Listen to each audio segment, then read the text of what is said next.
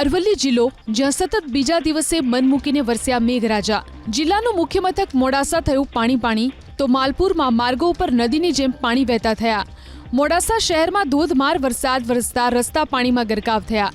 દ્વારકાપુરી વિસ્તારમાં પાણી ભરાતા રાહદારીઓ અને વાહન ચાલકોને હાલાકી વેઠવી પડી। પાણીનો નિકાલ ન થતો હોવાથી પડી રહી છે મુશ્કેલી। તો મોડાસા તાલુકાના ઈસરોલ, મરડિયા, ગાજણ, સરડોઈ સહિતના ગામમાં જળબંબાકાર। સરડોઈ ગામની શેરીઓમાં નદીની જેમ પાણી વહેતા થયા। તો માલપુરમાં વરસ્યો મુશળધાર વરસાદ। માલપુરની બજારોમાં પાણીના ધસમસતા પ્રવાહ વહેતા થયા। 1 કલાકમાં 1.5 ઇંચ વરસાદ વરસતા માલપુરની બજારો જાણે કે નદી બની ગઈ। બસ સ્ટેશનની સામે દુકાનોમાં પણ વરસાદી પાણી ઘૂસતા વેપારીઓ મુશ્કેલીમાં મુકાયા। દર વખતે અહીં વરસાદ વરસતા જ દુકાનોમાં પાણી ફરી વળે છે। માલપુર તાલુકાના ગામોમાં પણ મેઘમહેર થતા ધરતીપુત્રોમાં આનંદ છવાયો। ભિલોડા તાલુકામાં પણ મેઘમહેર થઈ।